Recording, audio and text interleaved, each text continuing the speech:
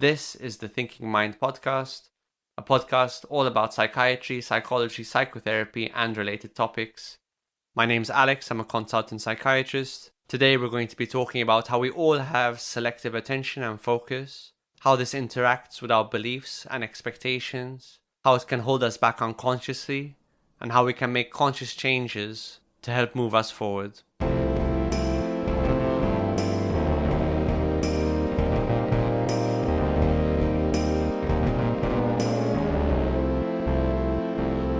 When people are going through problems, the advice they receive is often something like, look on the bright side, focus on the positive, or what you think about is what will happen in your life. In these moments, those pieces of advice generally come off like glib platitudes, or perhaps something out of New Age philosophy or something like The Secret.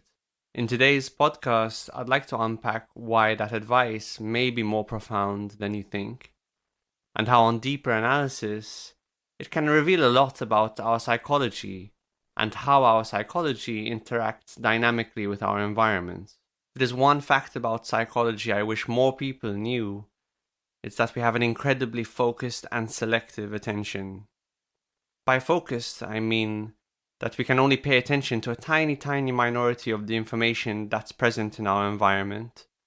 And that is necessarily so because there is a functionally infinite amount of information in our environment that we could be taking in. Take a look around wherever you happen to be right now. Take a moment to notice how many tiny, small details there are in your environment. If you're in a street you've walked down before, realize how many details in that street you've never in fact noticed before. If you're in a room you spend a lot of time in, take a moment to appreciate how many aspects of the room you never focus on or pay any attention to whatsoever. So there's an overwhelming amount of information in our environments, which is a big reason why we can't pay attention to it all. It's too much for our brains to process. But there's another more functional reason as well. And this is where the selectivity comes in.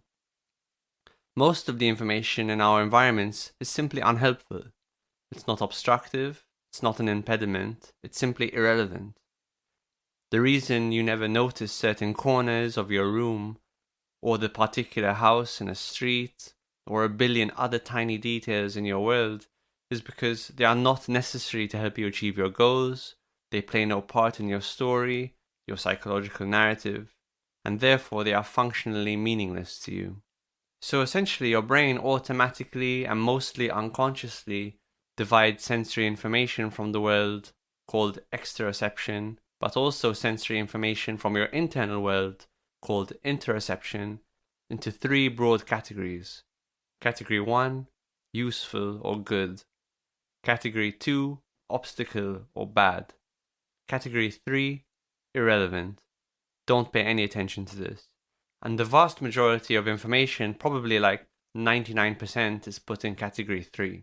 This really is an extremely elegant and helpful mechanism that the brain has evolved in order to help us navigate our world in accordance with whatever your goal happens to be in any given moment. It's why when you're hungry, and therefore your goal is to eat, food stands out to you in sharp relief over something else, and will be much more distracting to you than if you are not hungry.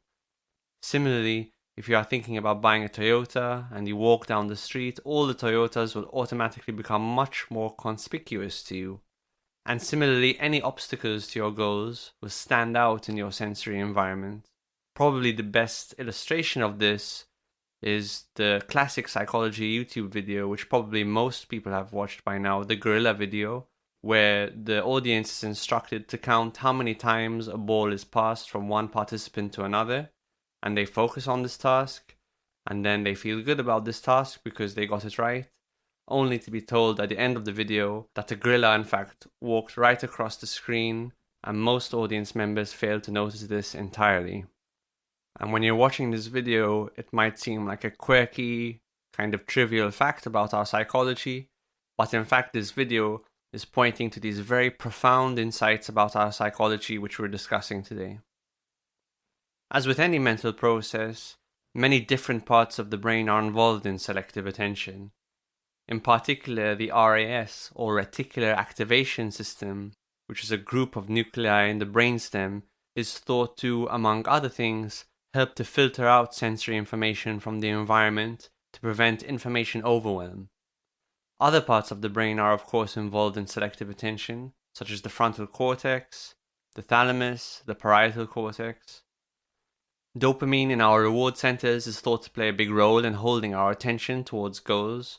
In fact, many researchers studying ADHD suggest that many of the symptoms may be arising from an underactive reward center, which causes people to have difficulty locking on their attention and maintaining focus on goals, which is why certain drugs that increase levels of dopamine, like Ritalin and Adderall, help a lot of people with ADHD to maintain focus and concentration because they're activating the reward center.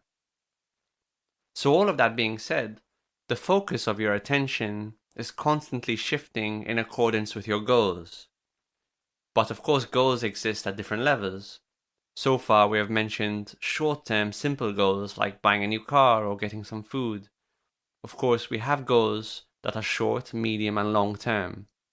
We have goals which are not just about satisfying the needs of the moment, but we have goals that are etched in a deeper way into our psyche. And some of these longer-term goals we may be unconscious of, as revealed by the psychoanalysts. Indeed, a goal may not even be the best way to think about these long-term trajectories, but rather, we could talk about it as the fulfillment of a narrative or a script that you have for your life. And that could be a narrative like, I'm a winner, or I'm destined to be successful. But it could be a much more negative narrative like, people will always ultimately dislike me, or I take up too much space. So when referring to this narrative, we're not just talking about goals, but how goals combine with our beliefs to form a set of expectations about how things are likely to turn out for us in small, medium, and large situations in our lives. And all the while, our attentional systems are being adjusted in concert with these expectations. I'll provide some illustrations of this. For example, someone with social anxiety often possesses the core belief that people won't like them, or worse, perhaps that they are inherently unlikable in some way. The way they would look at the social landscape, therefore, if they were at a party or a family event or a work conference, is inherently different to someone who has a different set of beliefs. A person with social anxiety is going to be hypersensitive to any signs from other people that their negative beliefs about them are true. For instance, they would be much more likely to focus on a group of people in the environment laughing, and they may even come to the false conclusion that they're not just laughing, but they're laughing at them. This highlights the difference between sensation and perception, which I think we've covered in other podcasts. Sensation can be thought of as the raw data we pick up from the environment, whereas you can think of perception as the impression you get when that data is filtered through your expectations, beliefs, and past experiences. So all of a sudden, to the socially anxious person, a group of people laughing becomes a group of people laughing at them. A mini psychodrama which confirms their worst fears about themselves. The worst aspect of these kinds of processes is that sometimes they can cause us to actually create the outcome we do not want. Going back to the socially anxious person, if they are discouraged because of what they perceive as a group of people laughing at them, when meeting other people, this might cause them to be less confident, to take up a less confident posture, to avoid eye contact, to stutter, to leave early. And these signals can all be misinterpreted by other people to suggest that there is actually something wrong with that person, and this can lead them to becoming more and more isolated. These processes are, of course, happening moment to moment very quickly, and the frightening thing is, as I mentioned earlier, this is largely happening outside of our awareness for most of us. This can be detrimental to relationships. For example, when you are angry with a friend or a family member, and all you can think of is all the different ways they have wronged you over the years. In this case, your emotions are hijacking your attentional systems to hyper-focus on all the evidence that this person has been unjust to you, and ignoring all the evidence that this person has actually been a good friend or a positive influence in your life in some way. This can lead to a positive feedback loop where we become more and more angry and self-righteous. And whilst consumed by that anger, we can do and say things impulsively which are very destructive. Often in relationships, it's not the conflicts themselves which destroy the relationship, but the dysfunctional ways we try to handle the conflicts.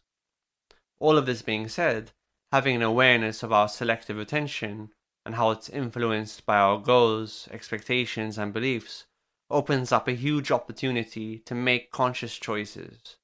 Everyone has the ability to deliberately influence all of these mechanisms. You can open up your awareness and attention, you can alter your goals, and you can also shift your beliefs and your thinking. And all of these will combine to shift your perception of events, but also how you behave in different situations, which will ultimately likely lead to a better outcome. This kind of approach features prominently in certain kinds of therapeutic approaches, such as cognitive behavior therapy and neuro-linguistic programming, which is an approach made popular by people in the self-help industry like Tony Robbins. This approach then can not only help to ease our problems like social anxiety, but it can also be extremely valuable as a tool in trying to achieve more success. A huge part of success is the ability to seek out and perceive opportunities, which will be much more automatic if you feel like success is attainable.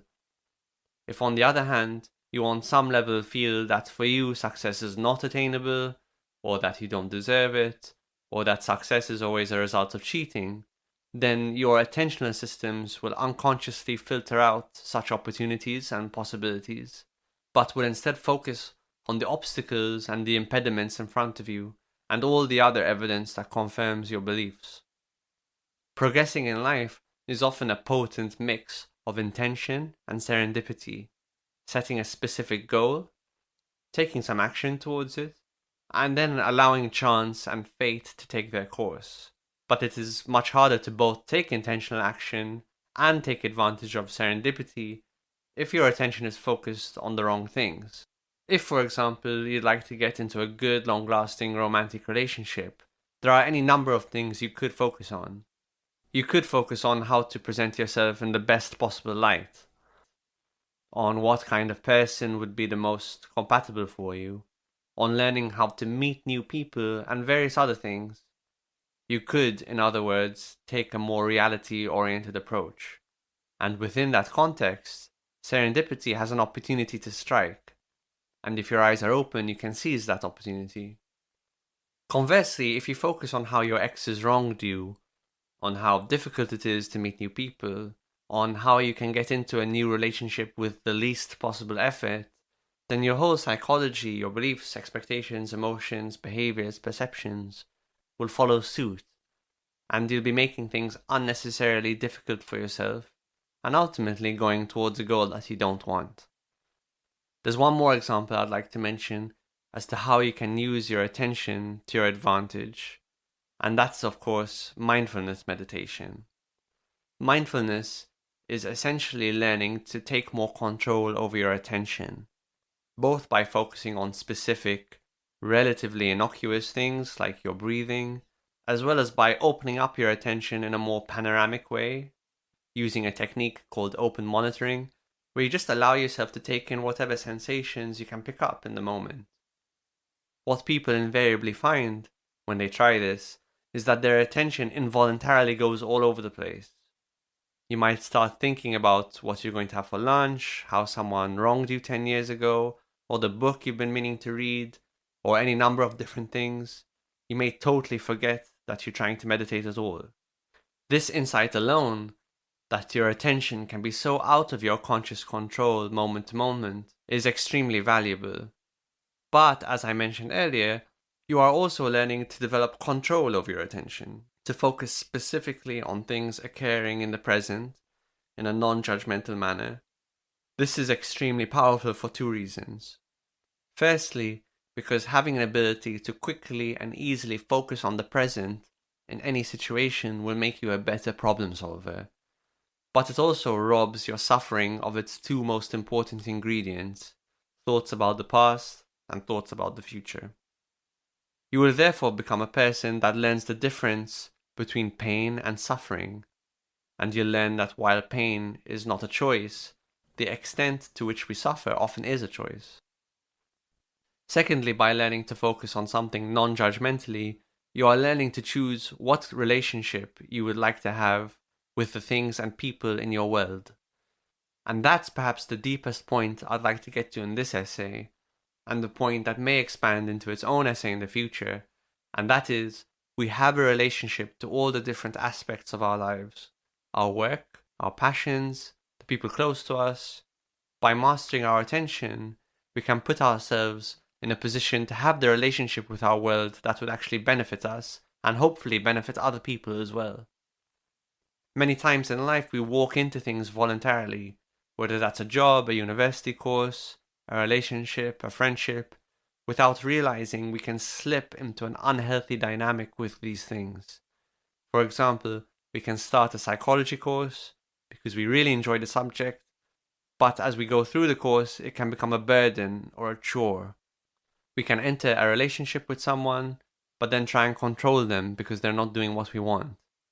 Ideally, we should be striving to set up our work and relationships to be beneficial to all parties involved as much as possible. And this again is an important ingredient to long-term success and psychological health. But before we can get to any of that, it all starts with attention. So to conclude, here are a few take-home messages. Be aware of the difference between sensation and perception. Sensation is the raw data, the facts. Perception is the meaning we make of things and the way we slot these events into stories and narratives. When in doubt, try to isolate the facts of a situation to strip them of their emotional and narrative qualities. Be aware that your attention will unconsciously shift all the time, usually to try and confirm the facts which support your beliefs and expectations, however dysfunctional they might be. Attention is extremely important. It's the fundamental currency that can be used to make our lives better, but it can also be hijacked by things like drugs, alcohol, our own dysfunctional psychology, and even things like social media to hold us back and make our lives worse. We can consciously expand our attention to focus on the things that will help us and avoid focusing on the things that will hold us back. If we practice having a non-judgmental, present-focused attitude in a relaxed, calm environment, then that will carry over to our day-to-day lives. It will help us navigate some of life's toughest situations with less stress and ideally a more reality-oriented approach. What do you think?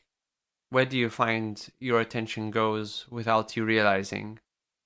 Are there any things that you're focusing on right now that because you're focusing on them, it's holding you back? Are there things you could be focusing on that would help you in whatever situation you happen to be? You can let us know at thinkingmindpodcast@gmail.com. This is the Thinking Mind Podcast, a podcast all about psychiatry, psychology, psychotherapy, and related topics. If you like it, there are a few ways you can support it. You can share it with a friend, follow us on social media, give us a rating wherever you happen to listen. And if you want to support us further, you can check out the Buy Me a Coffee link in the description. Thank you for listening.